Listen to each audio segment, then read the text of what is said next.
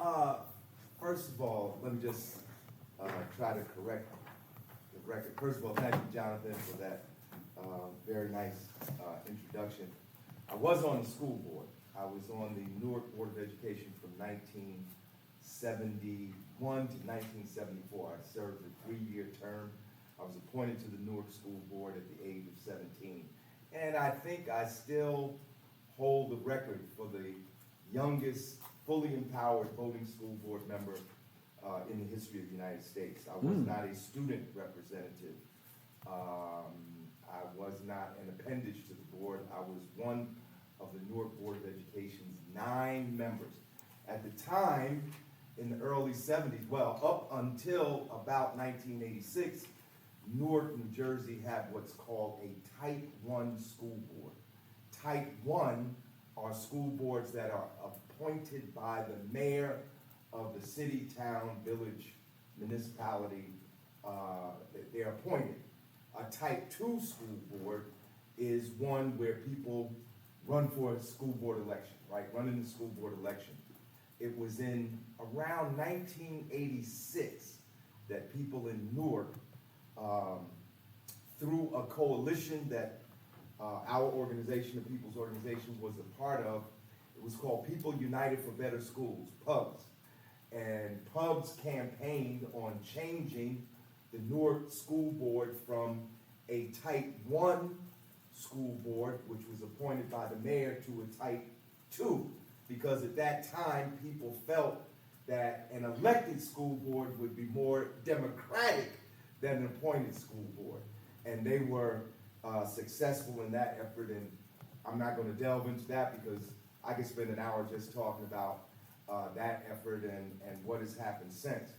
But I was appointed to the board because we had a student movement in Newark. Yes, I grew up in Newark, New Jersey. I'm a product of Newark Public Schools. I went to South 17th Street School, grades K through 8, and then by demand of my 8th grade homeroom teacher, Elizabeth Ryerson, I ended up going to Arts High when I really wanted to go to West Side with all my friends. But I ended up going to Arts High School, and I was at Arts High School from the fall of 1967 until I graduated in 1971. In 1970, let's go back a little further. 1967, we had an uprising in Newark, a rebellion. If you look in social studies texts, they will tell you the Newark riots. Most people, if you talk to any of the political people, even the elected officials, even the religious leaders, today will say Newark rebellion. They won't say riot. Why do they say rebellion? Because it was a collective response to oppression. It was not a disruption. It was not just a simple, spontaneous disruption after, say, a soccer game. And they have riots, right, in Europe after soccer games, in London and other places. Or even after some games here, when we have some teams that win these championships, people get drunk and they go on a rampage. No, a cab driver was beaten by police in Newark. He was one of maybe thousands of victims of police brutality in the city. The people had just had it, and there was a protest not far from here, not even 2 miles. It was the 17th Avenue precinct. The building is still there on 17th Avenue. It's still a precinct, but it's also offices now. But the police took him there. There was a demonstration in front of the police precinct. The cops came out, started beating up the protesters, and that's what started the Newark Rebellion in 1967. Question, is it right next to where Central High School is right now? No. That's just where the... No, 17, it's near the new Central High School, but the building is on the corner of 17th Avenue and Livingston. Okay. And it used to be called the West District Precinct. Now it's called, I think, the First District Precinct. But that's what happened in 1967. You know, what's interesting is literally a week before the rebellion happened, one of the Newark City officials was being interviewed on Gabe Pressman's television show. You know, it was one of these like face the nation, you know, you see these now. They said, because Newark wasn't the first rebellion. It wasn't even the first rebellion in New Jersey. I think the first rebellion in New Jersey was Jersey City, and that was in 1966. It wasn't the first rebellion in the nation. If you read a book called Black, which I would recommend to you, Black Awakening in Capitalist America by Robert L. Allen, who just passed away, I think last month. There's a whole section in that book on Newark. And Robert Allen points out in that book that from 1960 to 1972, there were more than 1,000 urban uprisings in the United States of America. More than 1,000.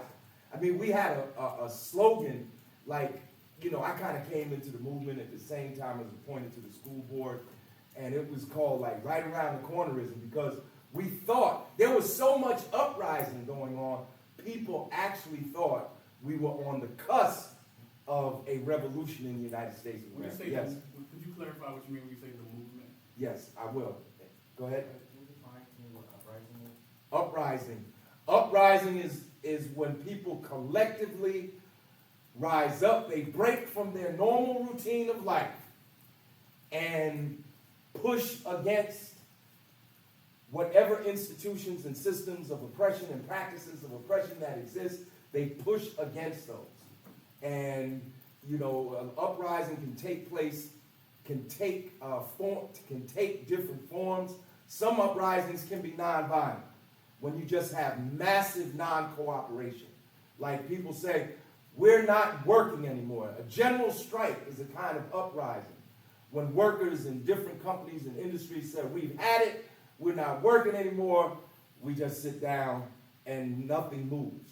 Another uprising might be when, like in 1967, there was violence, there was property destruction, but it was recognized as an uprising. In fact, there's a whole literature on Newark that you might want to familiarize yourself with. I mean, I could just name some books. Rebellion in Newark by Tom Hayden, No Cause for Indictment by Ron Parambo, Kamosi Woodard's book, Nation Within a Nation by Kamosi Woodard. There's a really good book by Dr. Robert Kervin called Inside Newark. That you need a cup of coffee when you read it, though. It's one of the best. But then, if you just look up Newark Rebellion, and you'll get a whole series of books. Yes. So would you define the Newark uprising as a violent uprising? Or There was violence, but the violence was from the police. It was a police riot. There's a monument 1 mile from here. It's at the entrance. There's a little one of those little triangle parks. It's at the corner. It's at the intersection of Irvin Turner Boulevard and Springfield Avenue. You see a little park. If you go there, you'll see what looks like a high headstone, and it has the names of the 26 people who were killed during the uprising in 1967, and all of them were killed by the Newark Police, the State Police, the National Guard. And if you read Ron Parambo's book, he goes into that in some depth. Officially, it's 26, but other authors have said it's much more. They just refuse to recognize the other deaths. But just go there one day. Take the whole class and go there, you know, and look at the names that are there on the headstones, and then invite some of the people who are still around. You know, I was 13 when the rebellion broke out in 1967. I was across the street at my friend's house. We was at a party. In them days, you know, we had parties in the house. We'd take out the light bulb, put in the red light bulb, you know, red light party. And somebody ran upstairs, and they said, Springfield Avenue is on fire.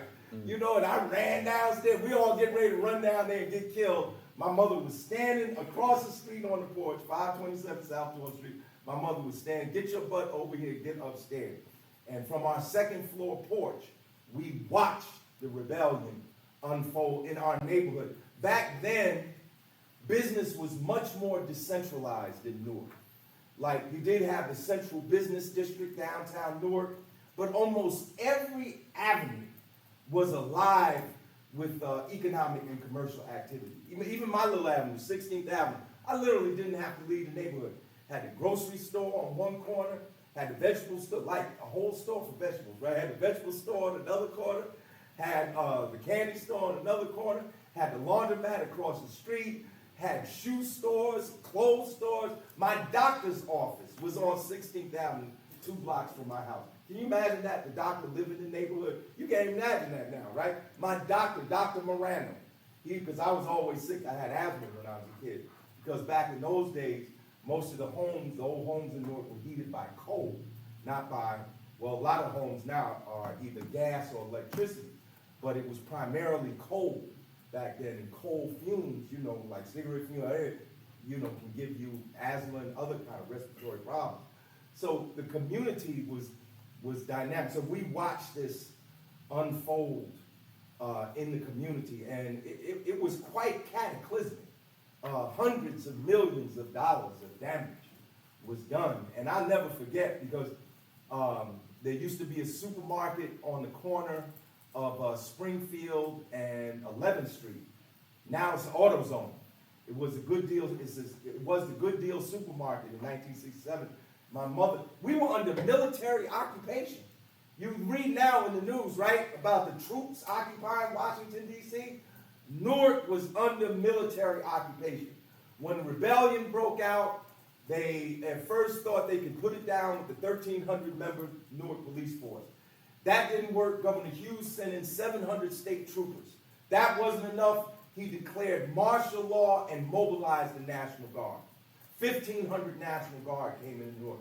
I literally sat on my front porch and watched the column of, as a kid, I didn't know National Guard. I thought it was Army, right? National Guard is a category. But when you look at the pictures from the rebellion, the tanks have U.S. Army on there. It doesn't say New Jersey National Guard. We were under military occupation. We couldn't leave the house for the first 3 days. The guard went door to door, you know, searching for contraband, stolen goods. And then when we left, they allowed us to move to go get food.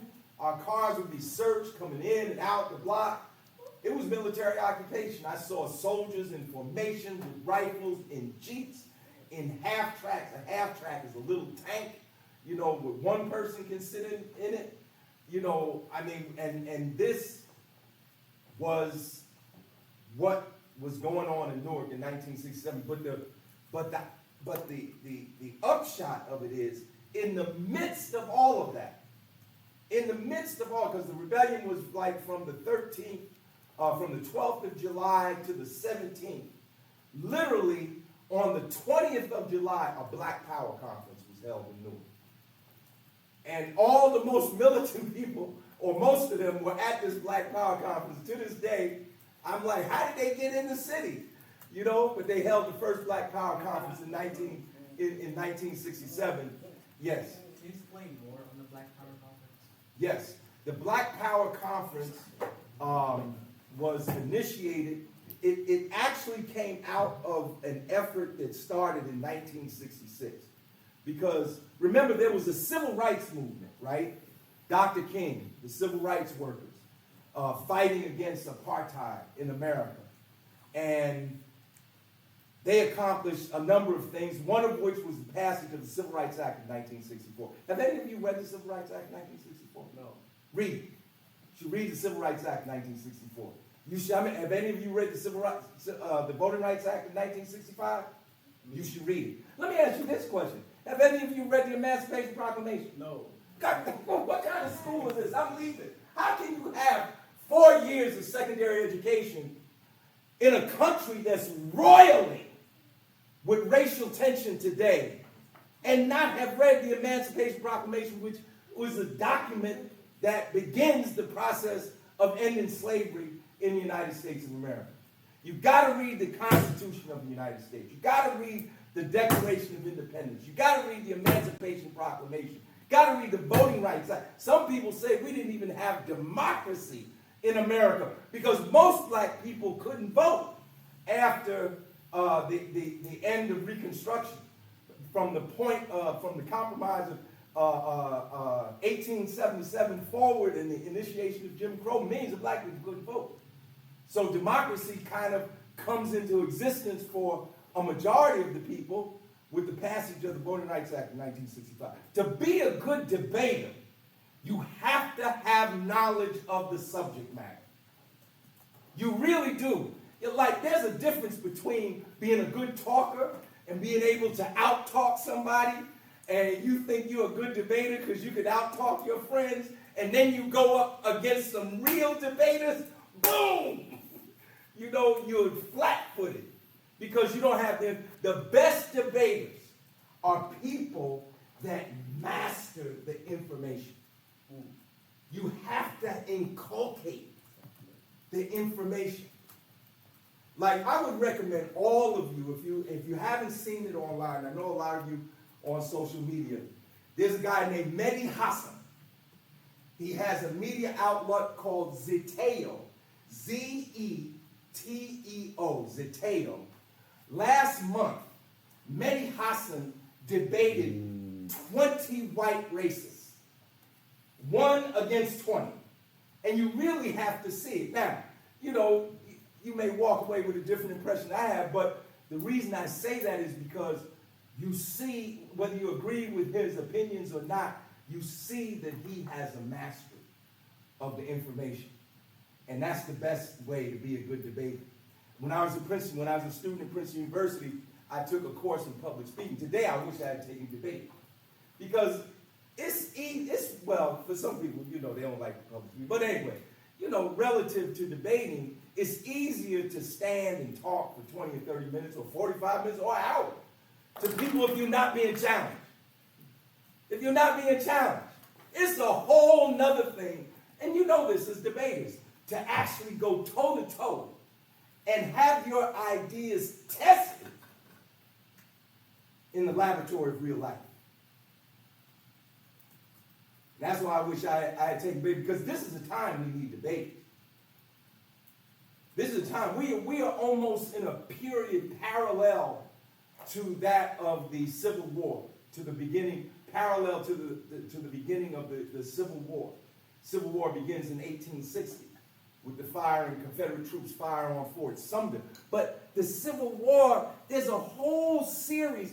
You know, we learn history like it's a TV episode. You know, it's an introduction, it's the story, it's the epilogue, it's over. No, history is a long process. It's just where at any given moment you decide to drop your anchor, you know, and then go from there. You know, but there's a whole series of events that some historians say that the Civil War didn't begin with Fort Sumter, that it began with the execution of John Brown in 1857. You know, John Brown was an abolitionist. He wanted to abolish slavery, and he wasn't waiting for laws in Congress to do it. John Brown was literally trying to organize an army of anti-slavery folk and enslaved folk and formerly enslaved freedmen to overthrow slavery. He led a raid on the armory at Harper's Ferry, and he had hoped that that would spark an armed rebellion against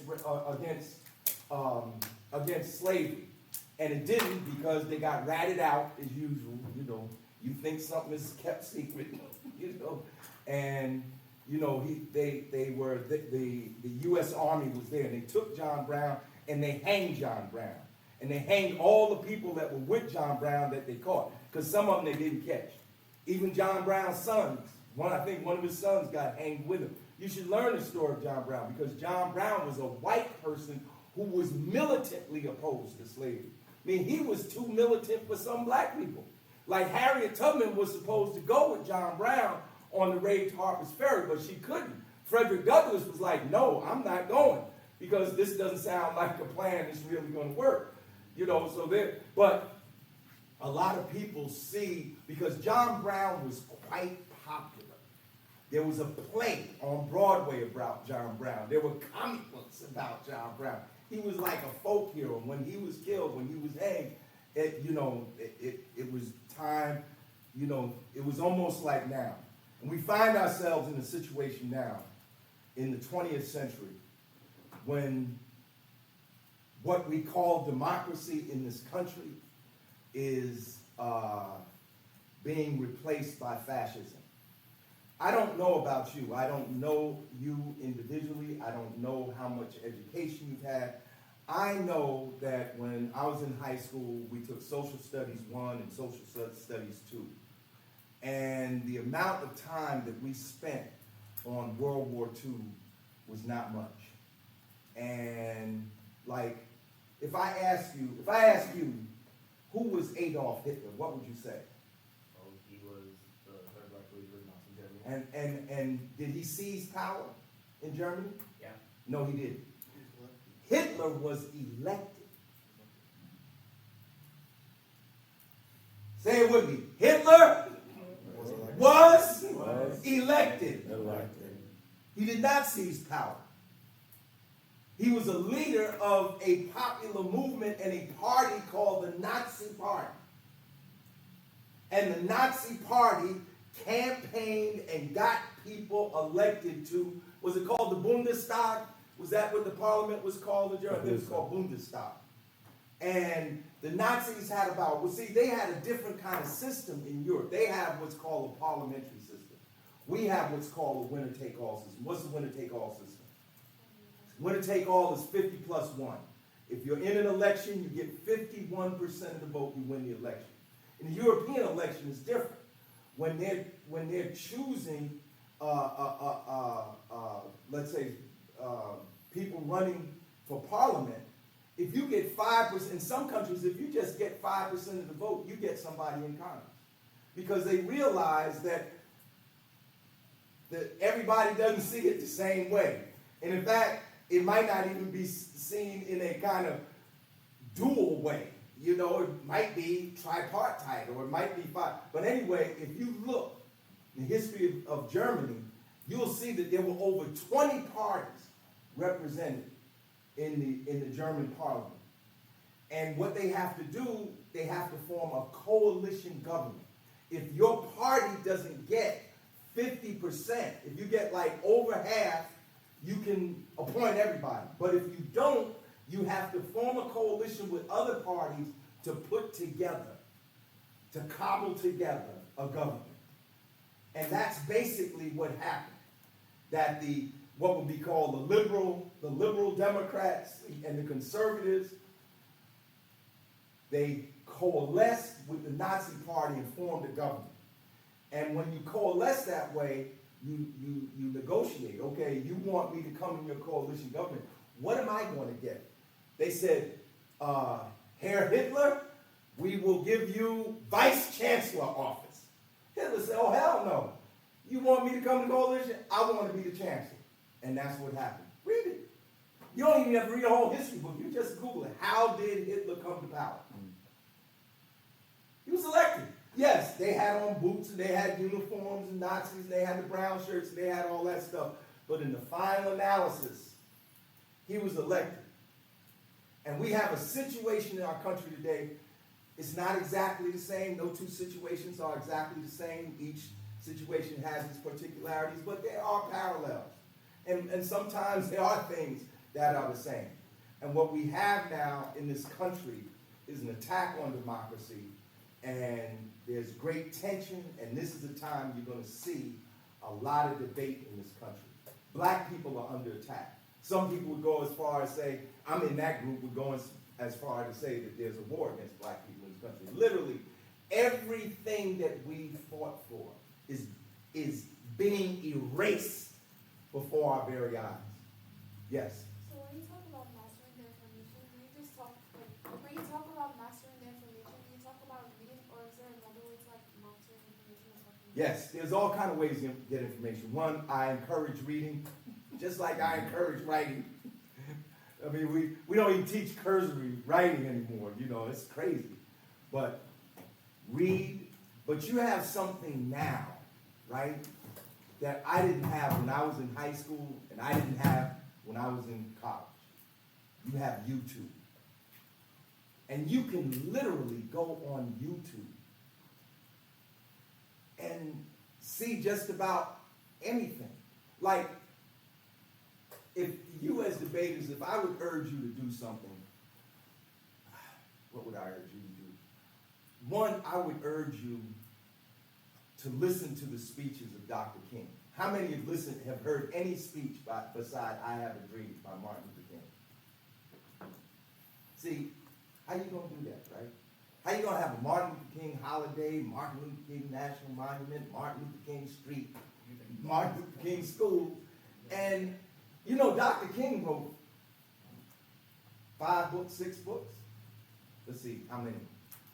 Measure of a Man, Strive Toward Freedom, Strength to Love, Why We Can't Wait, Where Do We Go From Here, Chaos or Community, and Trumpet of Conscience. He wrote 6 books. So, as debaters, I would urge you to listen and watch on YouTube. I would urge you to watch on YouTube the speeches by Dr. King and speeches by Malcolm X. And why do I say Dr. King and Malcolm X? Simply because they were the two leading, or let's say, 2 best-known leaders of the era? No, they have distinct oratory styles. Right? When you listen to King speak and when you listen to Malcolm speak, they have different styles. Toward the end of each life, because Malcolm was killed in February of 65 first, and then Dr. King was killed in April of 68, there was a kind of confluence. They didn't literally adopt each other's views, but I know when I read Where Do We Go From Here, Chaos or Community, I would write in the margins of the book, is this King or is this Malcolm? Because the ideas sounded so similar. But they had different speaking styles. You know, if I was to urge you to read some books on oratory, it would be Voices of Black America, volumes 1 and 2. Volumes 1 has speeches of black leaders from the time of enslavement all the way up until, I don't know, the beginning of the 20th century. Sorry, you said Voices of Black America? Voices of Black America, volumes 1 and 2. Take a look at that. Those are speeches of a whole lot of black leaders.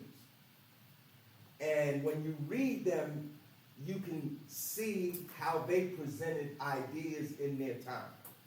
Now, if I was to start, I would probably start with volume 2 because that's closer. And then the other thing I would urge you to do is read the speeches of Frederick Douglass. Frederick Douglass was perhaps the greatest orator of the 19th century.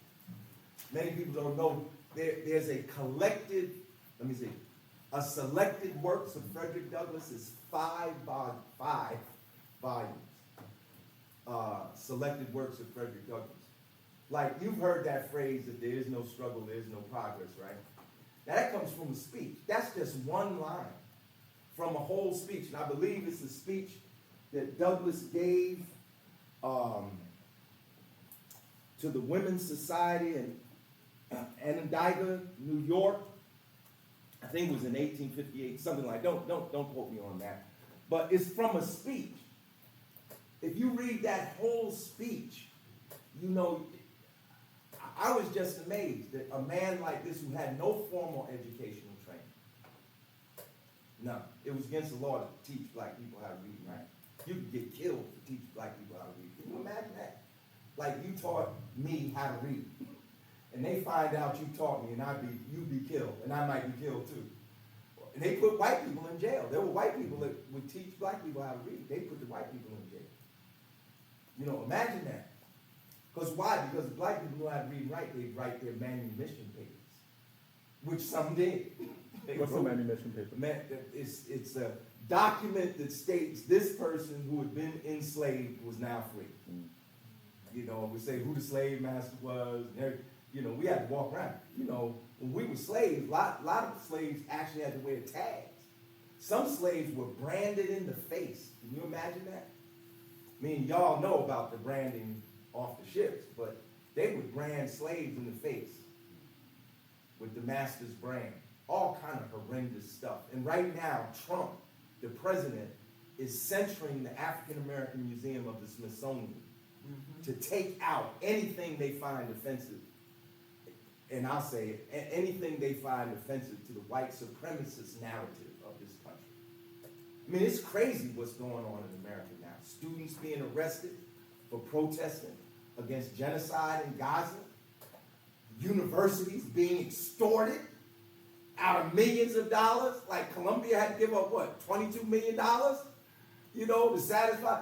Trump told Harvard, and Harvard is fighting him in court. Trump told Harvard, we want to be able to appoint an officer over Harvard who will go over all courses and eliminate anything that's un-American. That's what's going on now in America. What's going on now in America are troops being sent to Washington, D.C. to subdue the black population. I would call it preemptive counterinsurgency. Because there was no riot, and there was nothing going on in Washington that required troops. He's sent them there to send a signal.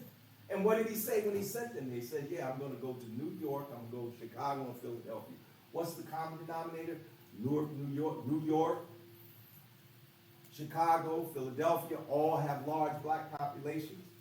All either majority or large black populations, all have black mayors, and all are cities under Democratic administration, who the mayors are Democratic Party mayors. They arrested the mayor of this city. Did you know that? They arrested Mayor Baraka. He was down at Delaney Hall. He had come with the Congress people who have a right to inspect any facility that receives federal money. And they came down to Delaney Hall, ended up arresting the mayor. They eventually dropped the charges against the mayor, but then turned around and indicted the Congresswoman. Congresswoman Monica MacGyver, the first black woman congressperson from the 10th District of New Jersey in the history of New Jersey since the founding of the country. Now she's indicted, which means that she's going to go to trial unless they drop the charge. And I suspect they're going to take her to trial. I would be surprised. It's not impossible, but I would be surprised. You know why? Because the Republicans have a narrow 3-person, I think, majority in the House. So any Democrat that they can eliminate, is better for them. So the question is, what do we need in this period? We need people who are great communicators.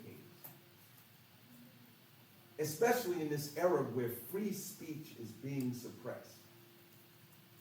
And that's one of the aspects of fascism. They try to take over all the institutions of society.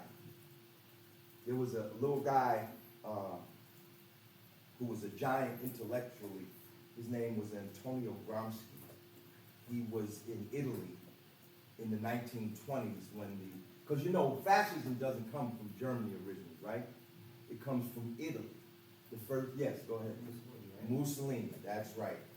And believe it or not, Mussolini at one time was a socialist and wrote for a socialist newspaper. He was a member of the Socialist Party, but he broke with the socialists and formed, I forgot the name of his party, but formed the fascist party in Germany. Fascism comes from a Latin word, fasci. You ever see on our money? Let me see if it's on our money. It used to be on a dollar bill. I don't think I have a dollar bill on it. But you'll see on the money. You have a dollar? Let me see. Let me see if it's on the dollar. No. Wait.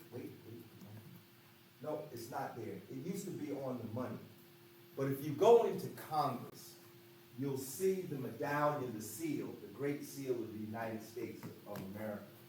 And on either side is a bundle of sticks with a wrapping around it. That's the fasci. And that means, like, if you take one stick and break it, you can do one stick, right? But if you put a bunch of sticks together, it's harder to break. Well, this was Mussolini. He was the founder of the fascist movement. Gramsci was in the Italian Communist Party, and he was a big critic of Mussolini, and Mussolini had Gramsci put in prison. And while Gramsci was in prison, he wrote his letters from prison, and he began to analyze how fascism was taking over Italy. And they don't just, beat people up. They do that, but they do other stuff. They take over the newspapers at that time. And they didn't have television, they take over the radio, they had radio at that time. And they try and take over the universities, because the universities are the seat of a lot of liberal thought. And they gradually try to take over all the major institutions called the superstructure of society. The economics is called the foundation, right? So we're at a situation now that's similar to that. There's not a party that calls itself the fascist party. This is me speaking now. The party in power is the party of white supremacy that has literally taken up the banner of white supremacy, and that's the Republican Party. Now, that doesn't mean the Democrats don't have racism in their party. They got racism too. But apparently the Republicans have adopted this as their policy position, you know, and they made coalition with all kinds of fascist characters like Stephen Miller, who was an advisor to the president. He has actually an office. He's not an advisor, but I forgot what his office was, Stephen Miller, and a whole bunch of other people. Now we got people running around, masked up, snatching people off the street like slave catchers, you know. And a lot of black people thought that this wasn't going to touch them, and now they're sending troops to Washington, D.C., sending troops to L.A. And this is to send a signal that we're not going to tolerate any resistance. We're going to, next year is the 250th anniversary of the founding of this country, 1776.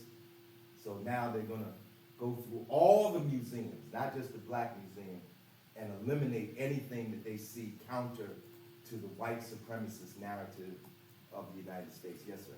So when you say that black people thought that this wasn't going to touch them, what do you mean by that? There were a lot of black people that voted for Trump. Now, percentage-wise, it doesn't seem like a lot, right? Because roughly in this last election, 95% of black women voted Democratic, and about 80% of black men voted Democratic. So you had about 15% that may have voted Republican, but 15% is millions of people. You know, you all know on social media, there were people on there defending Trump, wasn't there? Am I wrong? No, I'm not wrong, I know. And those ideas, I used to like encounter like in the street. I'd be on Broad Market, right? We go on Broad Market on Saturdays to recruit members and register voters. And we'll get people, the poorest people, the most oppressed people. Well, I'm for Trump. You know, really. And it was the same thing with Hitler. And it was the same thing, you know, I can say some things about Hitler and some of the people he was in coalition with. You'd be very surprised. But there's no wall that keeps these ideas from seeping all the way down into the population. You know, so, because when I was campaigning, they mentioned I ran for Senate. When I was campaigning, there were people who told me, you don't have the right position on immigrants. We got to get rid of all these immigrants. Black people. I'm talking about black people now, right? Yeah, there were people saying that. Now they on social media talking about, oh, I really regret. I didn't know it was going to be like this. This is why you have to be informed. And this is why you can't be satisfied with tertiary and secondary sources. You have to go to the original sources of things. Say, one, for the people in the back here. This is why you have to go. Like this morning, right? I was listening. I have Sirius in my car, right? Sirius XM, and I was listening to one of the shows, and it was a black show. Two guys on there. They co-host together, and one says, "Yeah, I read in the New York Post that they're going to do such and such and such and such," and the professor said, "Wait a minute. Give me a second, give me another source, because I can't rely on the New York Post." You know, and they actually went through a couple of other sources to verify, you know, what they were saying. So it's very important. We need good communicators in this time. I know I jumped all over the place.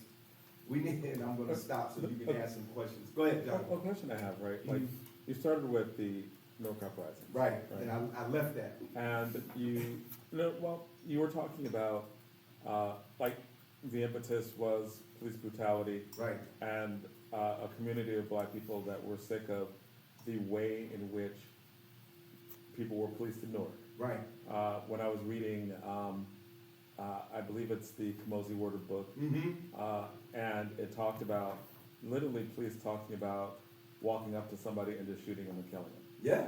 and how that was commonplace. Like, didn't like the way they were talking to you, didn't like shoot, kill, and no indictment, Right. right? Because no crime was committed, and it was in that spirit that there were uprisings, right? Like, your life literally was forfeit, Right.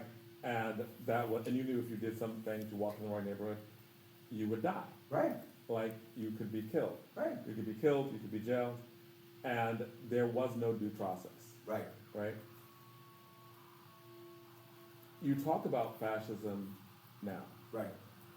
I think that there are many who may argue that it is not worse now, because if you're talking it into like a place where you could just, a police officer could kill you and there's no crime committed, to now where you have communities where the National Guard, the federal forces are in D.C., the National Guard was in Newark, and it's only a matter of time before someone's killed in D.C. Oh, somebody's gonna get it. and no crime would be committed. Right.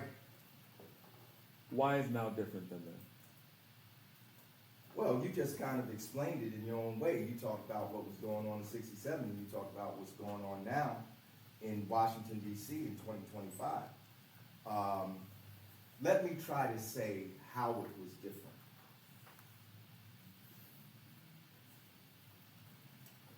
In 1967, the governor of New Jersey, who was Governor Hughes, could at least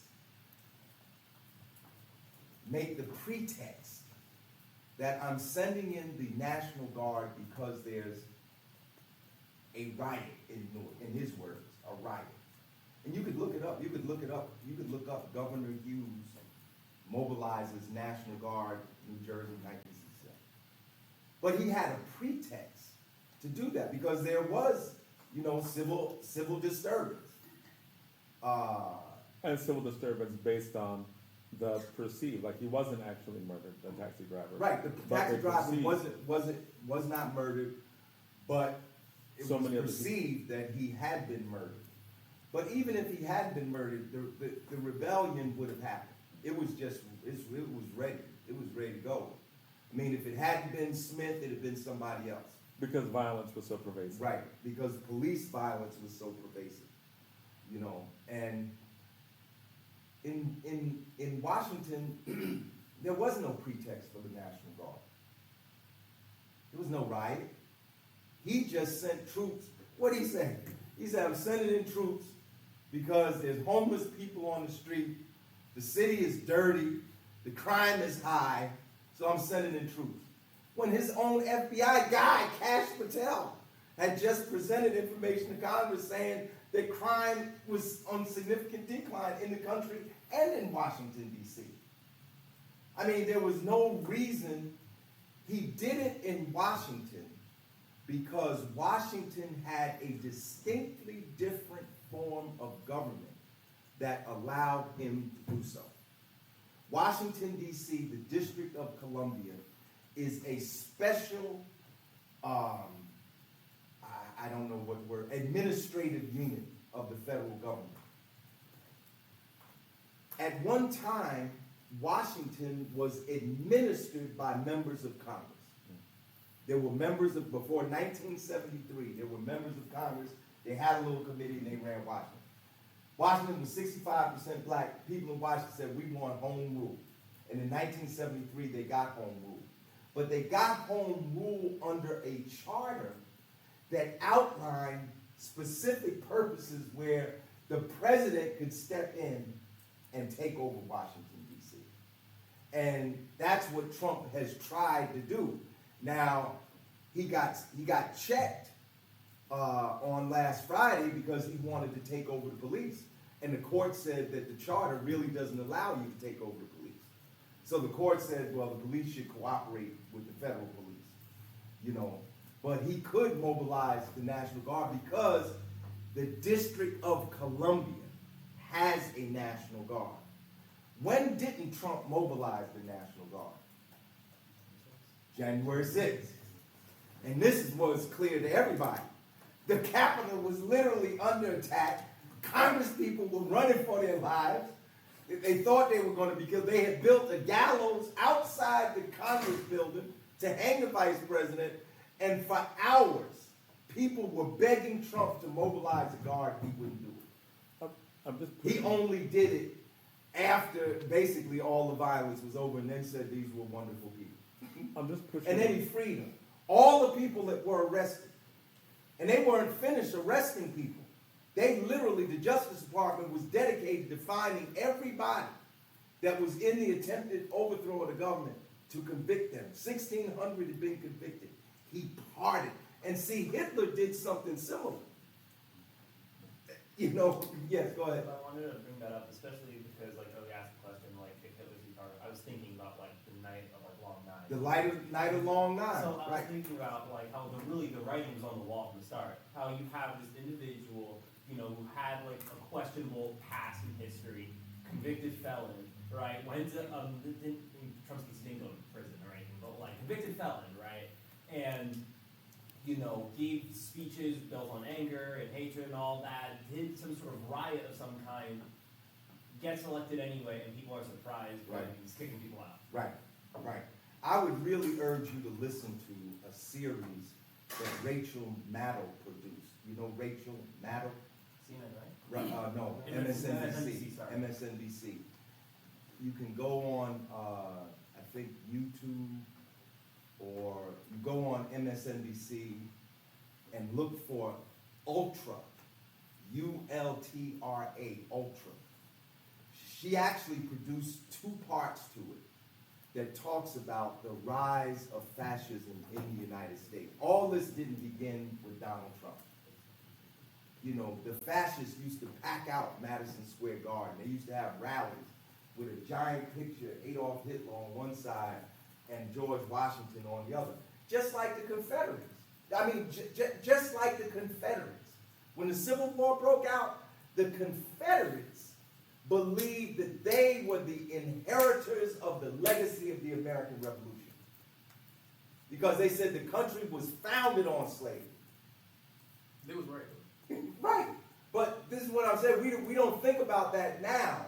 We think, you know, we got this like cowboy analysis, good guys, bad guys. Good guys in the white hat, bad guys in the black hats.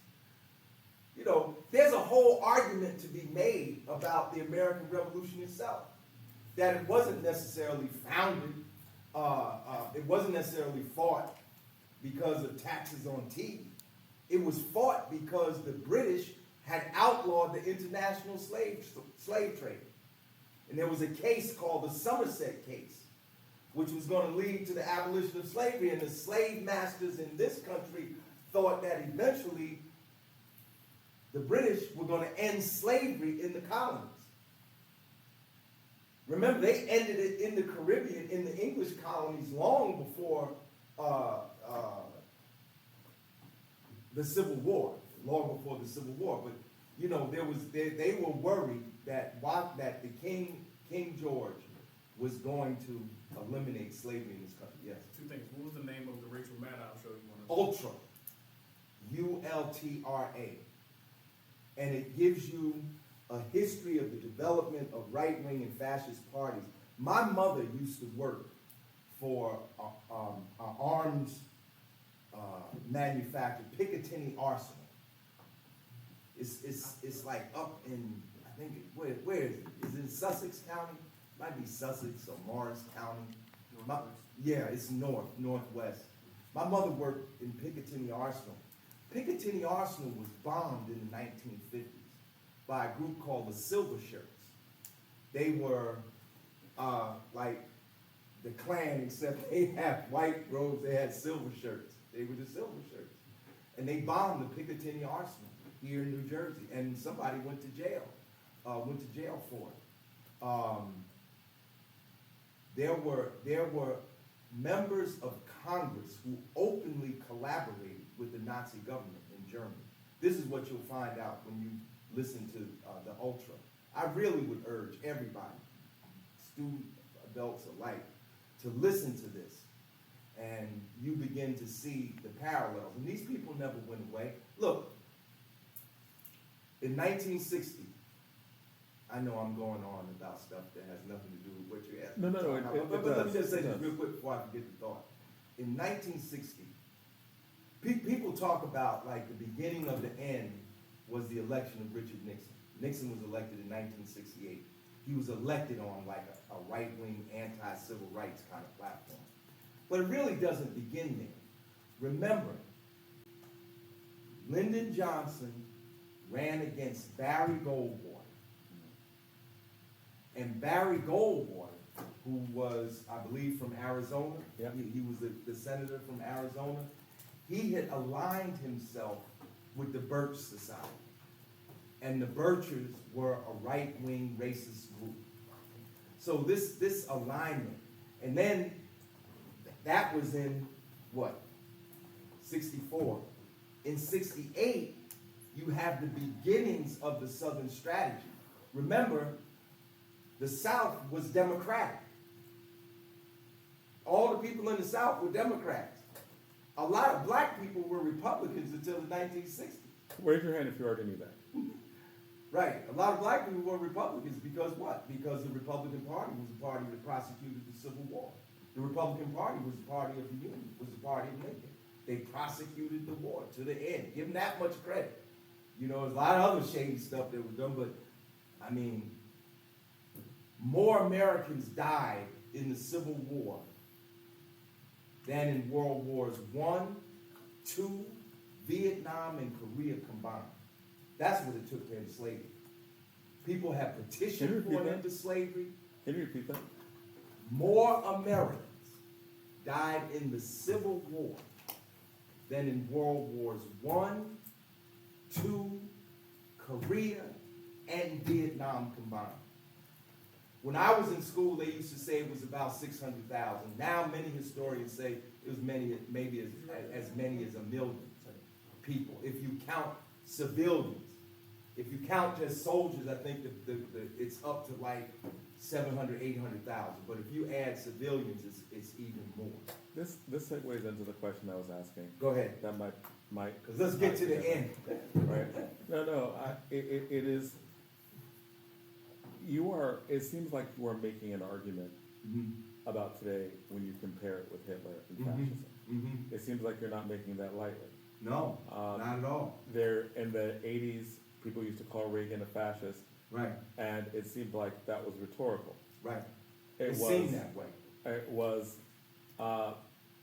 in terms of now, it seems like you're making not a rhetorical argument about fascism, not a hypothetical argument about fascism, not a down the road this will lead to Right. fascism. Right. You're making an argument that this A is case can happening be now. made with facts.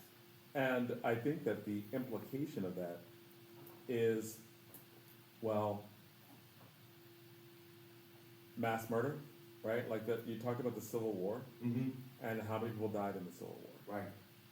Is part of the underlying argument that you're making, and I'm asking, Mhm. right? That because of the way in which the universities are being attacked, dissent is being attacked, there's the pardon of 1,600 criminals, the federalized police force that has mass that can ICE take, agents. right, Mhm. that can take immigrants, but that can also occupy DC. Right.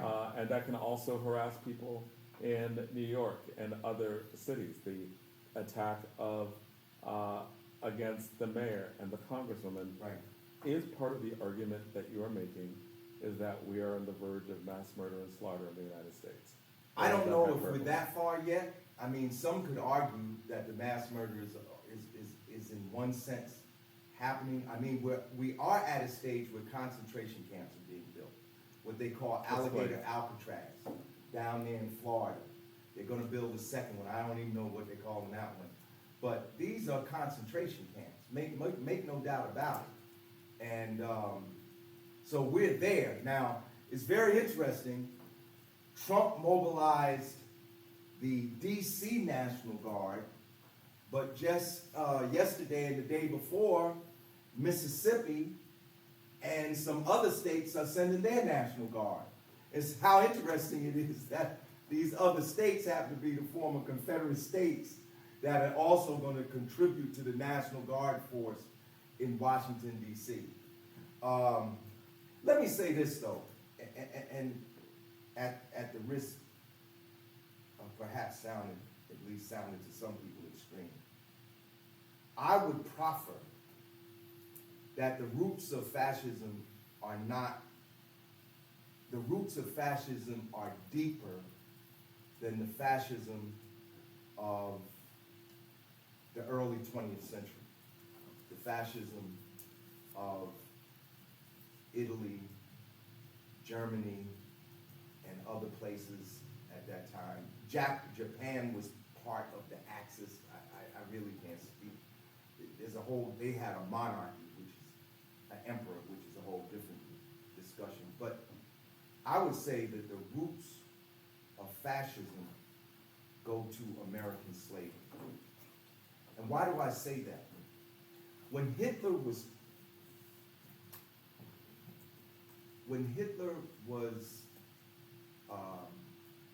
the foremost leader of the Nazi Party, have any of you ever read Mein Kampf?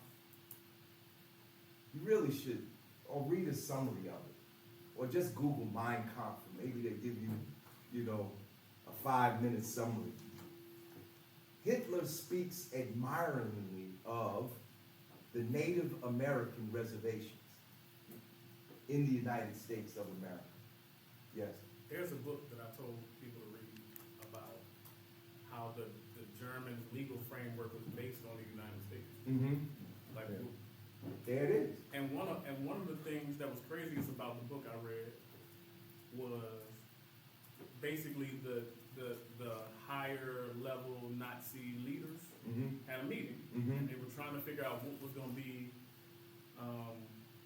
the legal framework they were going to use to justify what they were about to do with what we now think of as the Holocaust. Mm-hmm. And they looked at all these frameworks around the world. They looked at America and they went, nah, that's just too extreme. That's exactly right. They were having meetings about like what That's they exactly were like right. the American segregation of war. They were like, nah, that's just too extreme. That's exactly right. But they literally sent people to the United States to study. They did. Right. They did. They sent them to study the system of racial segregation, of legalized racial segregation in the United States, and they felt that it was too extreme, but they used it. They used parts of it. And in Mein Kampf, Hitler spoke admiringly of the Native American reservations and the system of racial segregation in the Ironically, United States. Now, the reason I say this is because under slavery, and this is the part I'm trying to get to, the enslaved people in this country, my ancestors, were under total control. There was no freedom of speech. There was no freedom of movement. There was no freedom of religion. The religion we had was a religion that was foisted upon us.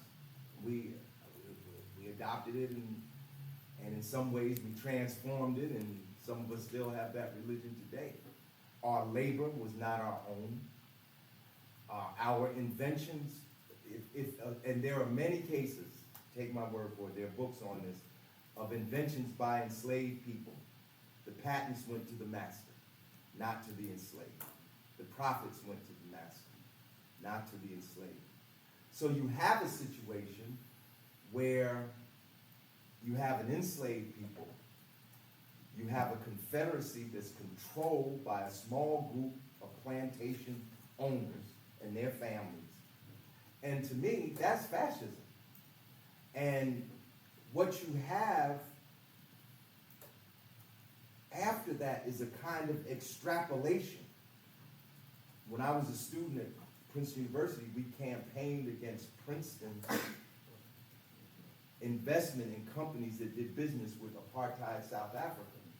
But if I had known Princeton's history with slavery, and we might have had to have like a double purpose here, a double mission, you know, we're gonna campaign against apartheid in South Africa, Princeton's relation to that, but we're gonna expose Princeton's relationship to enslavement.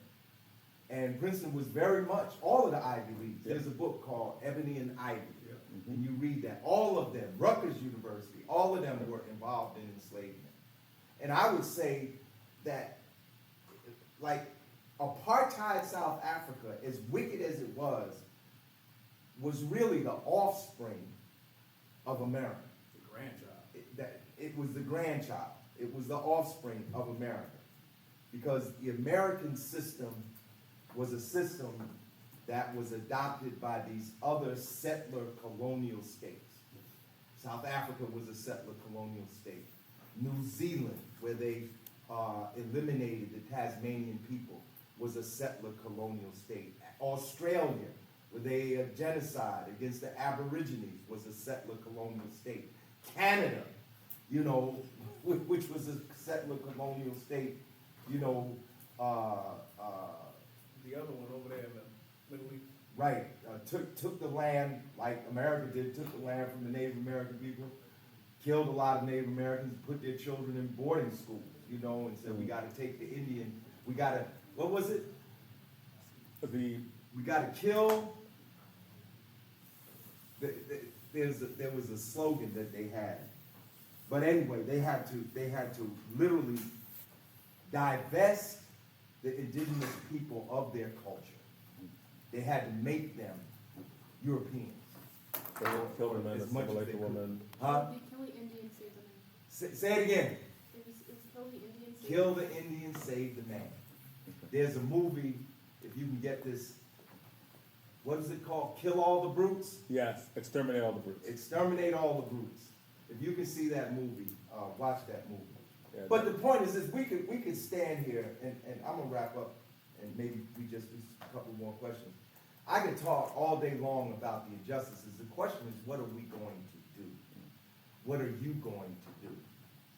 And I would posit to you that you need to save the world, but not save the world just for humanitarian reasons, but also for self-interest. My daughter is a graduate of Rutgers University. She has a master's degree in public administration, but she also has $130,000 of student loans. How can you build a life when you start the race $130,000 in debt? Like, I think that young people should be campaigning for free college in the United States of America and the abolition of student debt. You'd ask me about abolition. Here's one thing for abolition. You can abolition, that's student debt. You know, we bailed out corporations, we bailed out banks to the tune of trillions of dollars. We can eliminate student debt. I went to Princeton University. I was raised in Newark, New Jersey, 2 miles from here on South 12th Street. My mother was a seamstress. She worked in the cleaners around the corner. My father was a truck driver. How could they afford to send me to Princeton University? I got to Princeton University because there was something called the Civil Rights Movement.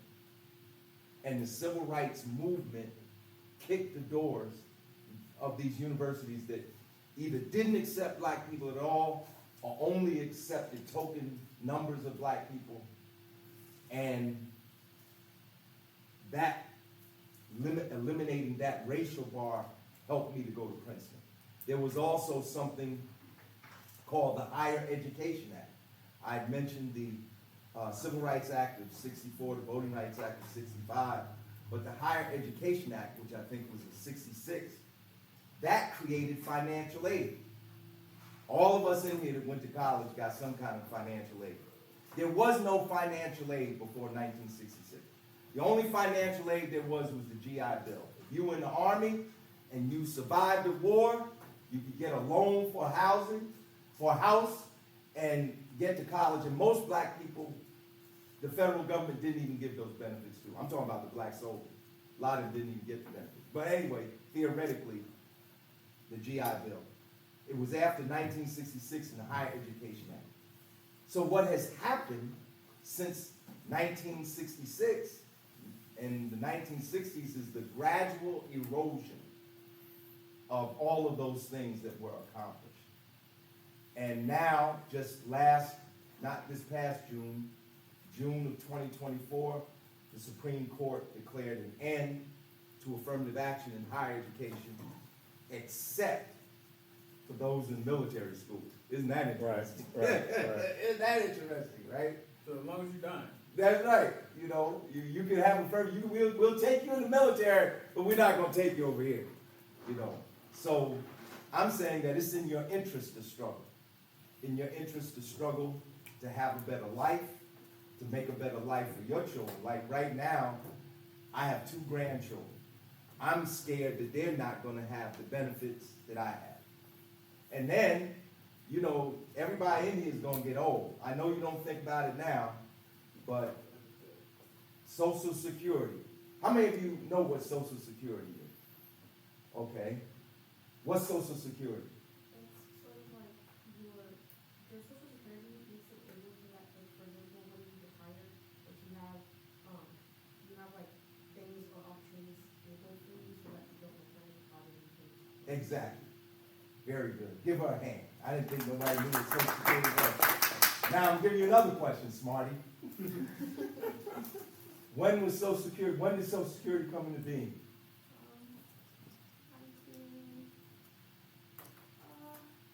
I don't feel the end. I think it's 1935. I think we just had the anniversary of Social Security. I think it's August 11th. Somebody can Google it. I think it's August 11, 1935. You are almost exactly right. It's 14th of August. 14th of August, 1935. Social Security. And she's right. Before 1935, you got old, that was it. If you didn't have nobody to take care of you when you was old, that was it. You was in the street. Now you have Social Security. And I'm going to tell you something. Social Security is not enough. But the fight to preserve Social Security is a fight that all of us should be in. Because all of us are going to get old. How many of you have ever been unemployed? How many of you have collected unemployment insurance? Before the 1930s, there was no unemployment insurance. You was just unemployed. You know, all these things that benefit people came about through struggle. Now, And the point I'm trying to make is that we got to fight to continue to benefit. and with that struggle, right? Right. There are some people who are here, right? Me? Like Chris Randall, Right. who would say that we went from slavery to Jim Crow to the prison industrial complex, Is it true? and that nothing changes, and that all of the fights that you're having are fights to change the system, to work within government, but government's never going to change. Like we went from Obama to Trump, right? You have pointed out that we're on the verge of fascism, but you also pointed out that we were also in fascism before and had worship and had even like and the ways in which it was blatant, right? Like are all the same thing. The facts. So we had slavery, we had socialism, fascism that are based on slavery. Mm-hmm. Like it looks different, Mm-hmm. but it's the same. Why continue to struggle and fight? Why tell the kids to struggle and fight? You are an activist. You have been an activist for 40 years. Mhm. Whereas Randall says that you are telling these kids to waste their time. So he had 95% right, but that 5% was No. Because there's no black person that I would ever read that ever said don't struggle. That's not. I never said that. Right.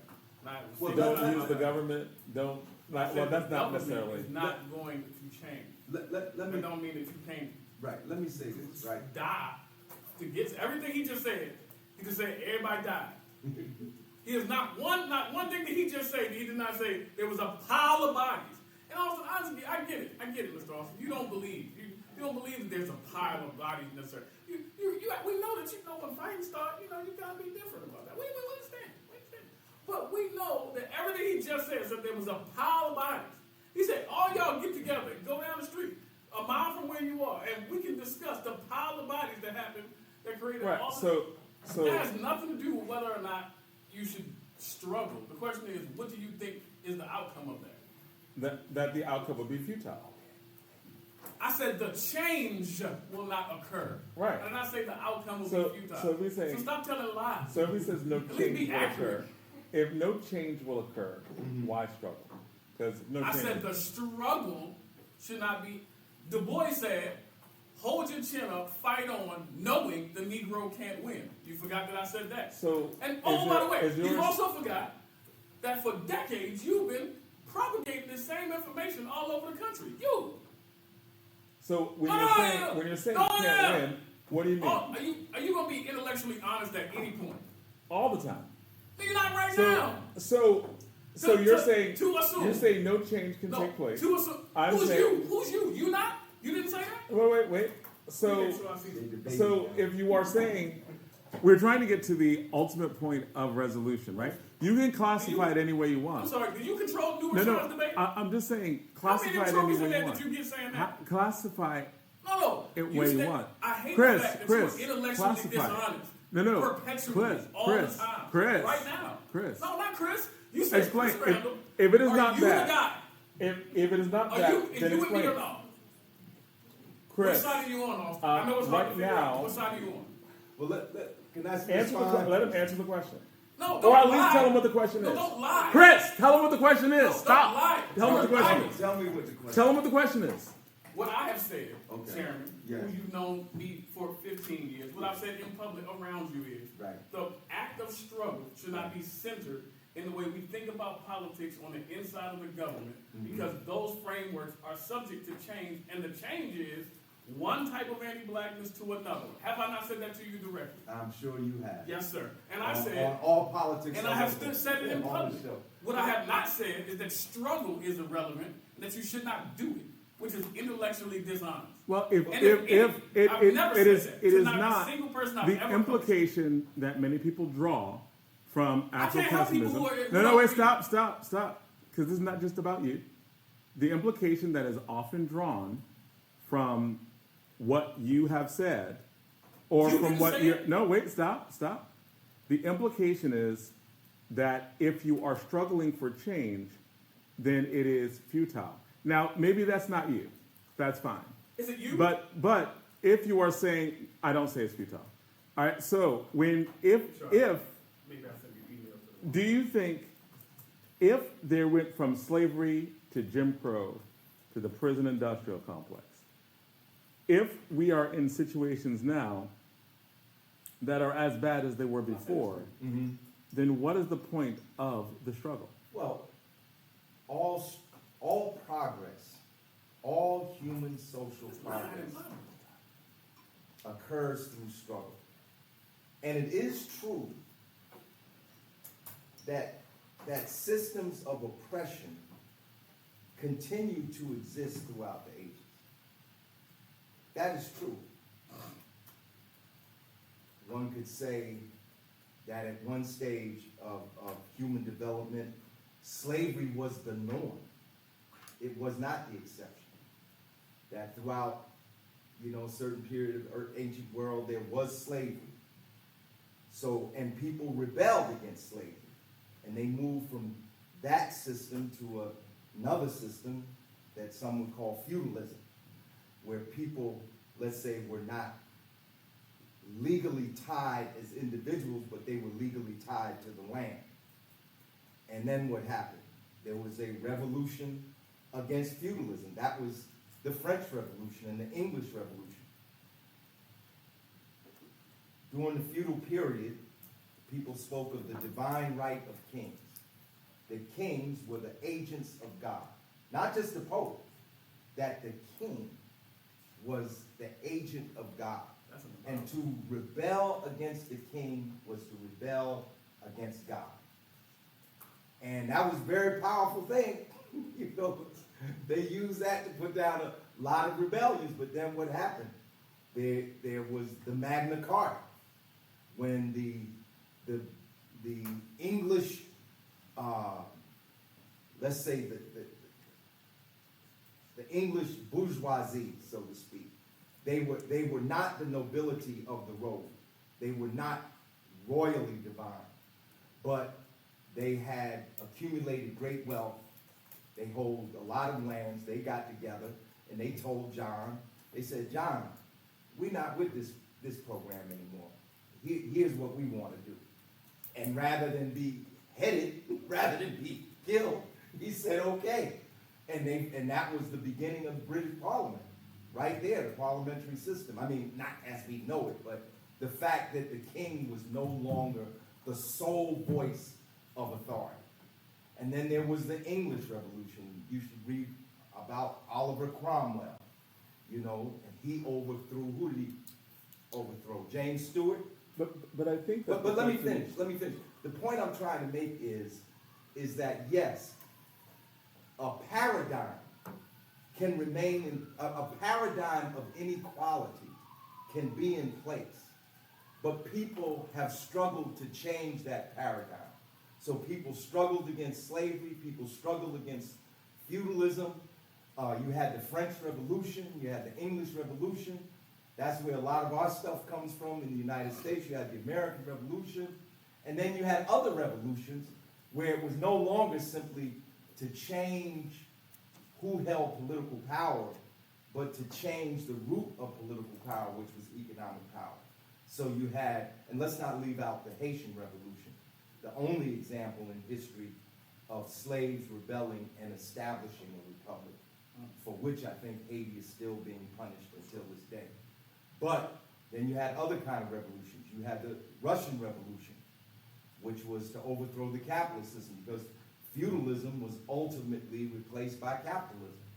And capitalism is the, I guess you could say, one of the major economic systems today. So they overthrew the capitalist system and the monarchy in Russia because they had a king. What was his name? Alexander? Was it Alexander? I think it was Tsar. Yeah, anyway, they had a king, they overthrew him. Chinese overthrew their system. And so systems of inequality persist, but people struggle for change within those systems and struggle for a better life. For instance, my parents never went to college. I was the first person in my family to go to college. And then I ended up, where did I go? You know that story. What made that possible? Struggle made it possible. And by going to college, I not only get a college degree, but I end up with a much higher income than my parents. And my children go to college and they end up with advanced degrees and they have a better life. So people are going to fight for a better life within a given framework. But you reach a certain point where things can become so oppressive when that system can no longer stand. In other words, I was listening to the radio the other day. We were talking about this fellow in Brooklyn that's bought a home, paid off the mortgage, then somebody in the middle of the night came and padlocked his house because he had a $5,000 water bill that he didn't know about. And they literally took his home from him. This man did everything right. But because of the way the system functioned, he still ended up losing almost everything he had worked for. When that happens, when enough of those types of things happen, you reach a point where there's so many of these things happening that people demand a qualitative change. They're going to say, for instance, if I own a home, I should own a home and nobody should be able to take it from me. Like in other countries, there are some countries, if you own a home, you will literally pass that home down to your children. The state can never take that home from you. They get to a point where they say, well, we're producing so much wealth in society, why should 8 people control more wealth than 60% of the entire population? So you pass it, but it says, there's going to be no more inheritance. Not of great wealth. You'd be able to pass down, a house or something like that. But you're not going to accumulate $100 billion and then just give that to your kids. People change the system when the injustices become so great. So yes, this is why you compare the United States to, say, Norway, Sweden, Denmark, Finland. Those are capitalist countries too. But they're different from America. You know, all of those countries have free health care. What do we have? We have medical debt. The biggest form of debt in America right now is medical debt, followed by student debt. People literally go bankrupt because they can't pay. So people are gonna, not for some theoretical reason, but for the very reason they can't live this way anymore. So they're gonna fight because they have no choice. This is what Marcus Garvey said, right? When all else fails, conditions will organize the people. You know, you could come with all the highfalutin theory in the world. People Sorry. might not pay attention. What, can I get that one more time? What, Marcus Garvey? Yeah. When all else fails, conditions will organize the people. And Sunday was Marcus Garvey's birthday. But this is what brings about change, because in order for people to live, to survive, the old way cannot stand, because they won't be able to survive. You know, when enough people are in the street, homeless, who followed all the rules, then you're going to see some things start to happen. We might see some things start to happen very soon. Now, am I saying there's going to be a revolution? No, I'm not saying that. But I am saying that there is a theory about change. You know the theory, the pendulum. So the pendulum swings. The pendulum was over here. Slavery was abolished. It was over there. The Compromise of 1877.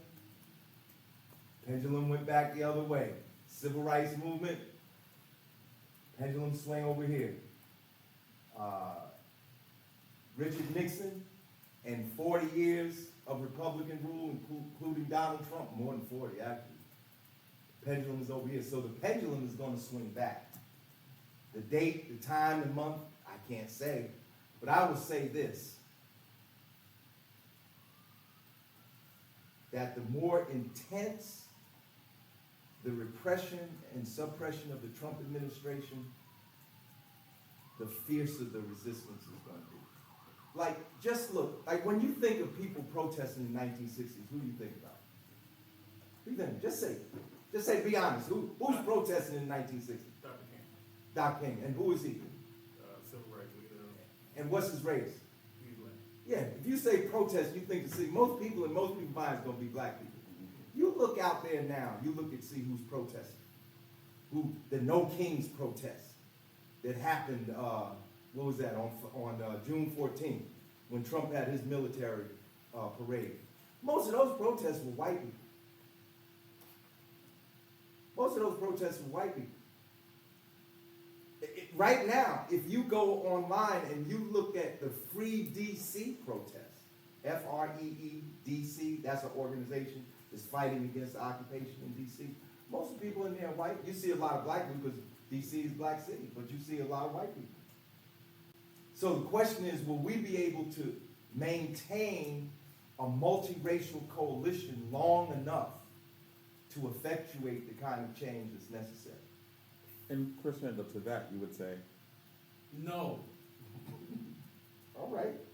Well, we Yeah, all. I'm saying, I mean, John Brown gone, ain't he? Okay, Yeah. we have if every black person had one white friend, we would not, the election would have went the other way. Yeah, but let's use John Brown. John Brown is gone, but slavery is gone too. Chattel slavery. No. I'm not talking about wage slavery. I'm talking about chattel slavery. Oh. Chattel slavery is gone. What brought about the end of chattel slavery? War, the Civil War. And what happened in the Civil War? Initially, the troops were all white. It was all white on one side. The Confederates were all white. Union was all white. The Union was losing. That's what brought about the Emancipation Proclamation. It's a military recruitment document. It only offered freedom to those men that could escape, men, not women, that could escape their masters, cross the battle lines, and join Union Army. And that was only as a counter to the before. Right. But 220,000 men joined, and that turned the tide of the war. Because up until that point, the Union was losing. In fact, Lincoln had to replace the generals of the Union. Grant was not always the supreme commander. Before Grant was McClellan. McClellan had 100,000 men sitting on Potomac. They wouldn't fight him. Just for a caveat. Is it time to go? No, it's not, it's not. I time- wish it was. It is not time for you to go, but for the kids. Let's have questions. Legally, the kids have to be gone by 3, All in right. terms of It's insurance. 2:52. Adults are sticking around. But so the kids are going to start packing up at 3:56. At 2:50. 2:56. Whew. 2:56 to be out. But adults can stick around, because I know that we have a lot of questions to ask. Because I'm really trying to get that conversation, like that, because I know that there's certain things that you fight for, Right. that you believe in, that are different from arguments that debaters make that are very popular, Mhm. right? And I want to You try. can say my debaters make too, by the way. I'm sorry, what? You can say my debaters make. Oh, no, of course. Debaters make. Well, that's not, of course, you've never, you try to, what you did was, you tried to make it seem like you're on some other ideological, I have to make sure that these emails went to somebody. No, this is, Afro-pessimism is something our team Excuse me. as a whole thank you runs so and much. has run for And 10 who's the years. director of that team? Yes, it's me. Okay, So, but Christian there Girls, are, what year did you there are, Huh? Can we, Yes. can we take But- a but- couple of questions? yes. Before they Yes, go, yeah. let me take a couple of questions before you go. Any of y'all have any questions? Because I have to go. I'm going to New Brunswick. okay. We're protesting against the murder of Deborah Terrell. Mm. Last week, Deborah Terrell, a 68-year-old black woman, was shot and killed by the Brunswick police in the senior citizen home. And we're going to the city council tonight. Many people, members of POP, many other organizations are going to the city council to demand justice for Deborah It's Terrell. eerily similar to Isabella Bumpers, right? Eleanor Bumper. Eleanor Bumpers, sorry. Eerily is a good word. It's very similar. So, any questions for you guys and gals? Yes. Just out of curiosity, like, when you said that the black people voted for Trump, do you think they did it because they were ignorant, or they did it because they had to, that he would provide them with a better life system? I think some of them, I think people voted, it wasn't just blacks. There were people of all races that voted for Trump. There were people of all races that voted for Kamala Harris. But it's unusual because you would think because Trump is so racist that people of color wouldn't vote for him. But he got significant votes from the Hispanic community, from the Asian community, and other communities because I think some of it has to do with race. I think some of it has to do that they were in agreement with Trump's platform. I encountered people, Latinos, who said to me during my campaign, they said, I came here, I went through the process, I got normalized, I got naturalized, I got citizenship. Why can't they do it? I've had Latinos say that. I don't necessarily agree with what they're saying, but I'm telling you what I encountered. Because I ran for U.S. Senate, ran statewide, so I had to go in everybody's community, places I had never been before, Hindu temple, mosque, all these other places, you know. So these are some of the things that came to my attention, you know. I think there are different reasons why. I think some people really agreed with Trump's platform or what they thought. And I think some of them are saying now, they have said, I've seen them say it. They say, I didn't know he was going to do this. That's not why I voted for. But I don't think that's the majority. I think the majority of people that are with Trump are going to stay with Trump till the end, till Trump falls. And he's going to fall. One way or the other. He's going to fall. I mean, he's already, almost 80 years old, he's 79, 78 Right. years old. Now the Constitution says he can't run for another term, but he's still raising money. He said during the election, elect me this time, you don't have to worry about elections no more. You know, I hear, you know, before it used to be like underground talk. Now I hear on the radio people say stuff like, I don't know if we're going to have midterm. I had somebody in the Democratic Party and a ranking member of the Democratic Party of New Jersey who'd never been on a picket line with me or in a protest with me say to me straight up in my face, he said, I don't know if we're going to have elections in 26. This is serious. This is like serious. I mean, think about it. the man who physically tried to overthrow the government. And then the plan was he was going to march into Congress after they took it over. Because this is what he was fighting with his driver about. Y'all know about that, right? Trump was fighting with his driver because the Secret Service said, do not take him to the White House. Trump went crazy in the back of the seat. He was fighting with his driver, the guy that the Secret Service that was driving the car, because he wanted to march triumphantly into the Congress after it was overthrown.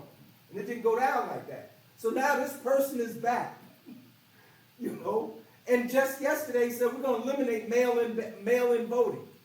There's a whole bunch of states that have mail-in voting. That's serious. We're going to, not only did he say we're going to eliminate, go read the record. He said we're going to eliminate mail-in voting and voting machines. I mean, think about that. Right. And our multiracial coalition gonna come through clutch. But the only way it's going to happen is with a multiracial coalition, because no group by itself, I'm saying this as someone who came out of the Black Power movement and who still considers himself a Pan-Africanist. But you have to make a concrete analysis of concrete conditions. We live, Trump didn't come to power by seizure. 77 million people voted for Donald Trump. So this is not like we fighting some little cabal. This is a real section of society. All of them. Right. Almost So all of them. you're not gonna overturn that and all that comes with it with just your group. It's gonna take everybody. It's going to take everybody you can get to turn this thing around. And there's a difference. Let me finish. There's a difference between forming a coalition to fight fascism and, say, forming an organization to fight for the interests of your group. Like, take women. Women are going to have their own groups to continue to fight sexism, because when Trump is gone, sexism is going to still exist. Black people are going to have their group, because when Trump is gone, racism is going to still exist. Gay people are going to have their groups, because when Trump is gone, homophobia is going to continue to exist. So there is a reason for people to unite among themselves to fight on issues that affect them in particular. But those are not the only issues that exist in the world. Hitler couldn't have been defeated by England alone, by France alone. It took and the United States didn't want to come into World War II.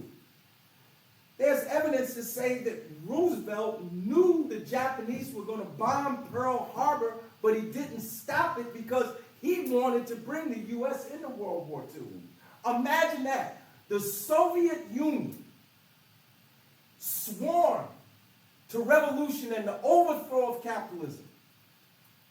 And the United States of America, one of the leading capitalist powers in the world, they formed a coalition to defeat Hitler. Momentarily.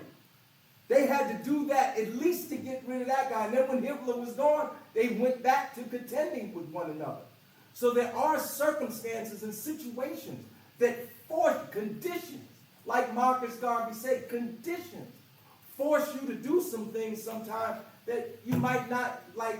That doesn't make sense to me, but if this is what I got to do to get this guy out of here, then this is what we got to do.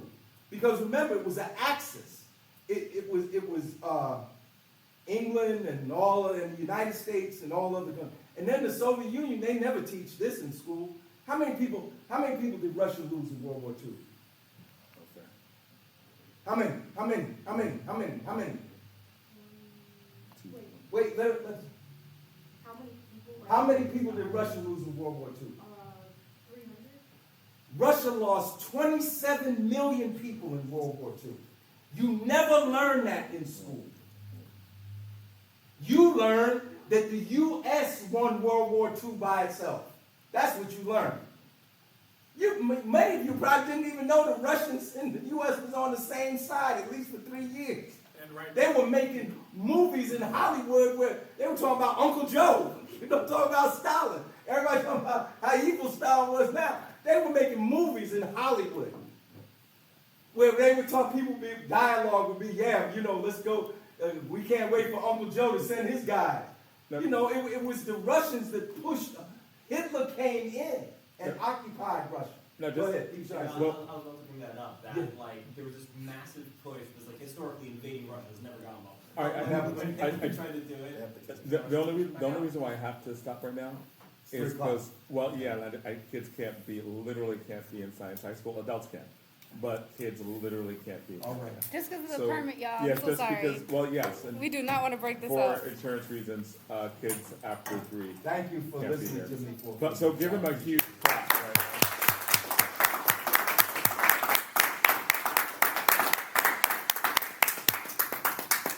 Tomorrow we're going